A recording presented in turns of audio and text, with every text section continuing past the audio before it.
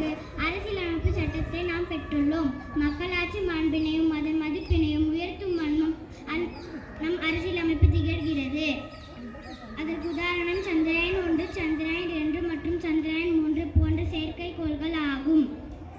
கற்கை நன்றே பிச்சை புகினும் கற்கை நன்றே. ஆம், கல்வியால் மட்டுமே உயர்ந்த சமுதாயத்தை உருவாக்க முடியும். கல்வியால் மட்டுமே வளர்ந்த நாடான நம் இந்தியாவை உயர்ந்த நாடாக்க முடியும்.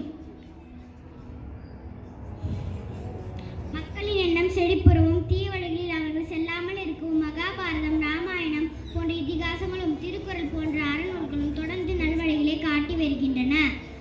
மகாத்மா காந்தியடிகள், சுவாமி விவேகானந்தர், மகாவீரர், புத்தர் முதலானோரின் வாழ்க்கை வரலாறு நம்மளை பக்குவப்படுத்த அமைந்துள்ளன. மேலும் விடுதலை போராட்ட தியாகிகளான வ.உ. சிதம்பரனார், சுப்பிரமணிய சிவா, பால கங்காதர திலகர், ராஜாராம் மோகன் ராய் முதலானோரின் தியாகங்களும் மெய்சிலிக்க வைக்கின்றன.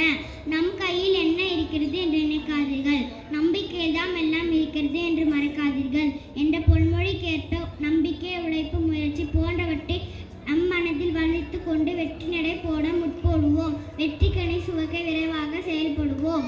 நம் வீடு, நம் மக்கள், நம்முடையது என்று சுயநல சுல்தானாக சுற்றி வராமல் நம் நாடு நமது என கருதி இருப்போம். நம் பாரம் நமது என கருதி இருப்போம். இந்தியா என்பது நம் மூச்சு, இணைந்தே செயல்பட்டால் வாழ்வாச்சு, சிந்தாலெல்லாம் நமதாச்சு, உங்கள் சிந்தையில் இருக்கும் என் பேச்சு.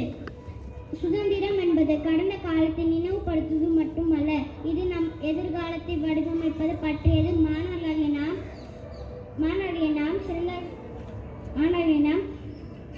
தேசத்தின் வருங்கால வரலாறு. சுதந்திரம் என்பது மற்றும் சுதந்திரத்தின் மதிப்பு